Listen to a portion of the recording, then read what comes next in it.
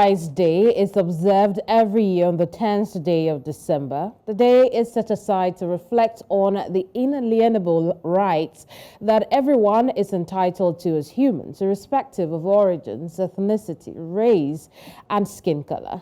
To mark the 75th anniversary of the Universal Declaration of Human Rights, the UN is launching a year-long campaign starting with Human Rights Day this weekend. The theme for the day is dignity, freedom, and justice for all. The UDHR has ensured that people's rights across the globe have been guaranteed. The milestone document has served as the basis for the protection of vulnerable groups such as women and children, people with disabilities, indigenous peoples, and migrants. However, in many places around the world, people are denied their basic rights to live their lives fully and effectively, sometimes due to conflicts, widening inequalities, systemic failures, and the general moral debauchery of political leaders.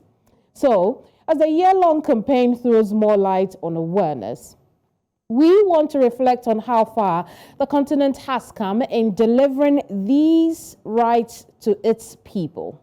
I am Keminni Amanor. Thank you so much for joining our gathering today.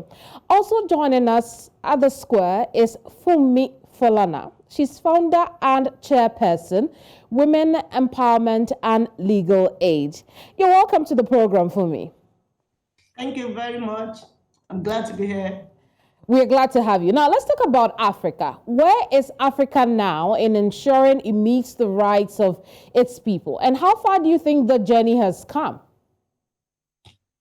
Yeah, thank you very much. I want to say, talking about human rights, we want to say that Africa as a continent, we have really not done very well. And particularly talking about equality, we're talking about equality between men and women, and we're also looking at how well the rights of women are protected, how well the rights of children are protected in Africa, and of course, different sectors of different in the society. Do we have equality among all? And I want to say that where the rights and opportunities are unequal, they are illegal under the laws.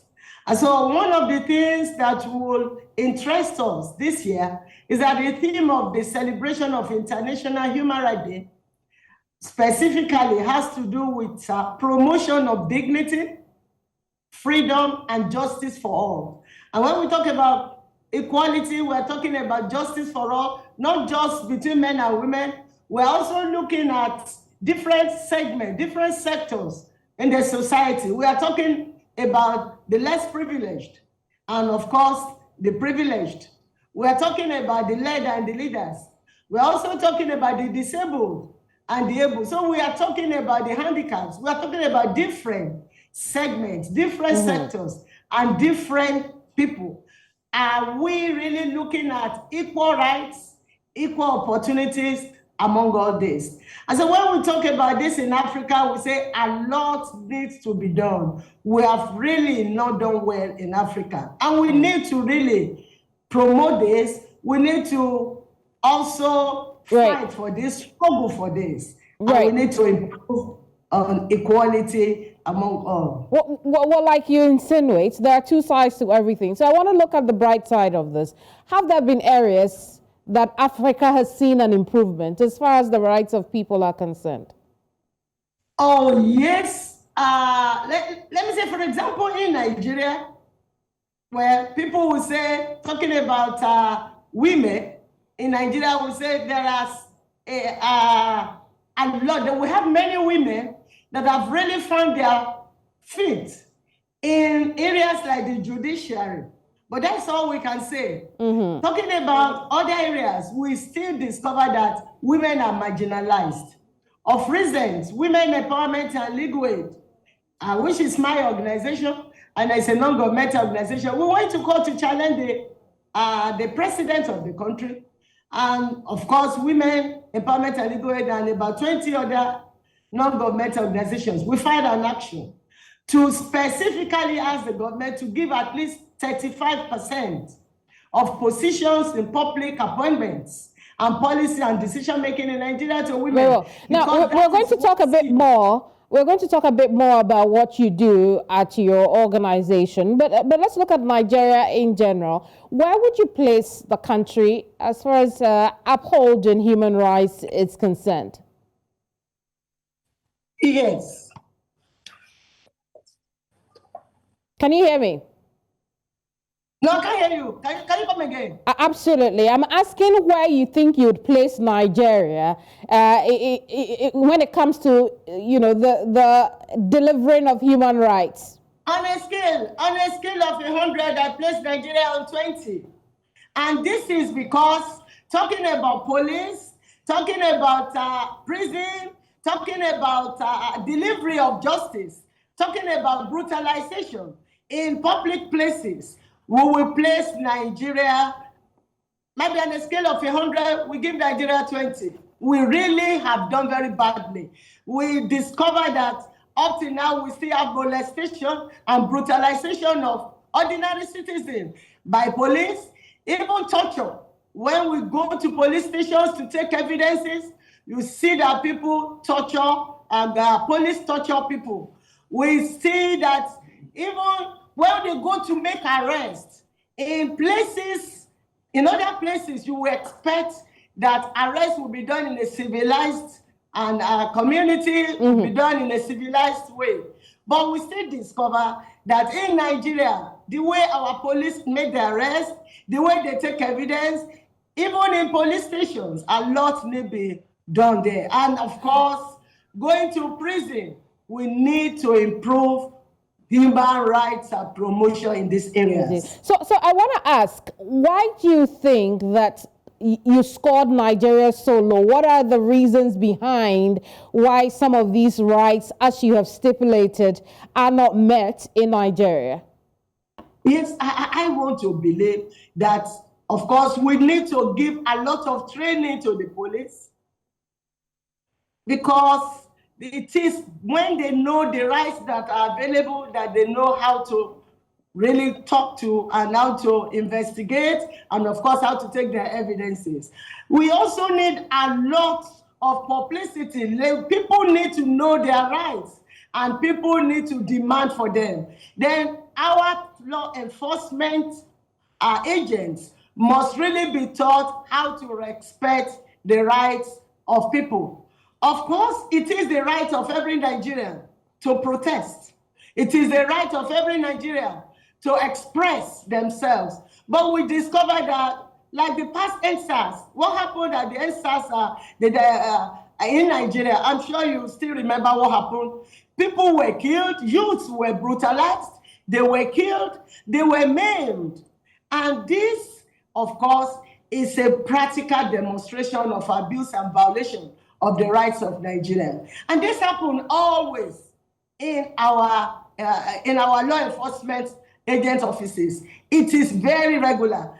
And we need to let them know that all the laws that are applicable in Nigeria specify that every person shall have the right to express themselves. Very well. When we come back, I want us to dwell a bit more on that freedom of expression you have just alluded to. So stay with us. Okay.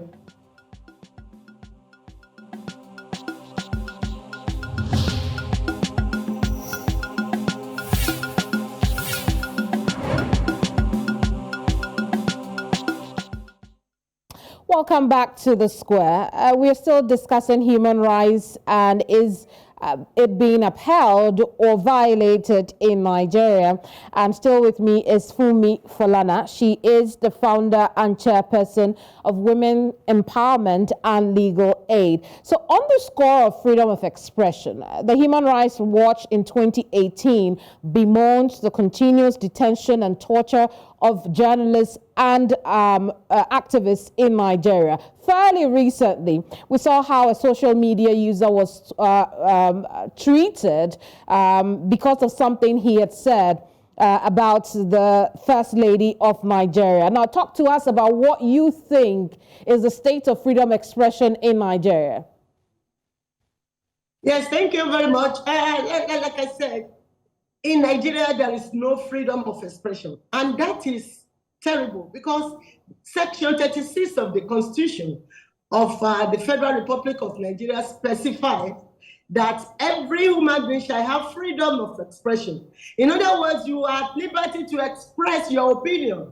So, like what happened to the young man that was detained because he made some expressions about the wife of the president. That was a violation, a gross violation of the rights of the young man. Because for leaders, of course, you must know that people will express and make their expressions about you. And if you are aggrieved, the best you can do is to sue for libel. Go to court and challenge whatever libelous publication that has been made against you. But what happened of recent is an abuse of power. It's a violation of the rights of the young man. Every person, every human being in Nigeria under the Constitution shall have the right of freedom of expression. In other words, you are free to hold your opinion. You are free to express your opinion. You are free to express and to say what you feel about any situation, any society where a person is gagged, any society where a person is not allowed to express his or her opinion is like a dead society. And so we are saying that Section 36 of the Constitution was violated, the rights of this young man was violated by the woman. And when, of course, you discover that when there was an outcry, the charge was dropped. It is so unfortunate. And this young man was not just the only person that must have been affected. These are the things that happen in Nigeria, especially by the people who call themselves the leaders in the country. So then, does it not also bring to question the entire justice system, down from the police to whichever court was ready to hear the case? Yes, of course, from the police, of course, like I said, we need to train the police, let them know that they are not servants of the leaders, but they are there to protect the laws of the Constitution of Nigeria. So that's what I'm asking. The fact that they could not stop this from the very beginning, what does it say about how the police view political leaders? Exactly, that's exactly what I'm saying, that they view political leaders as above the law. And they think they are there to do the bids of the political leaders instead of the law of the country. It must be said and it must be known that the law binds both the leaders and the led. Both the political leaders and the people of the society of the country must be guided, must be governed by the law. In other words, the Constitution is not a respecter of any person. And so nobody should be above the law. And the police must know this. Just before we let you go, I want to talk about your foundation, which looks into women's and children's rights. Tell us a bit about what you do in helping women experience or have their rights. Yes, thank you very much. What we do in our organization, Women Empowerment and Legal Aid, is a non-governmental organization, and specifically what we do is to promote the rights of women in Nigeria and also empower them. So regularly, we take laws we take our activism to the courtrooms. We challenge laws that discriminate against women. Of recent, we took to court, Wela went to court to challenge the non-appointment of women into position of authorities, because according to CEDAW, women should be given 35% of positions and appointments. And of course, the law said yes. And we won the case. And so the law as it is today is that women must be given 35% of any public positions in Nigeria. Again, we challenge Regulation 127, which specify, 124, which specify that a woman that wants to get married that is in the police force must bring her proposed husband before the superior officer to approve before she can. Yes, before she can get married.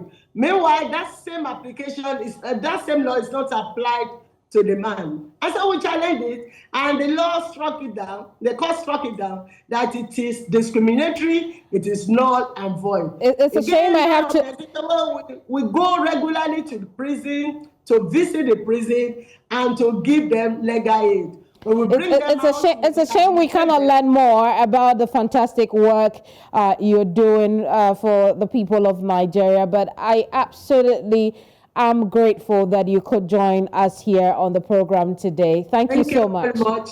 I'm glad to be here. Very well. Funmi Falana is founder and chairperson for Women Empowerment and Legal Aid. The program is not over. When we come back, parliamentary fisticuffs is our focus. Stay with us.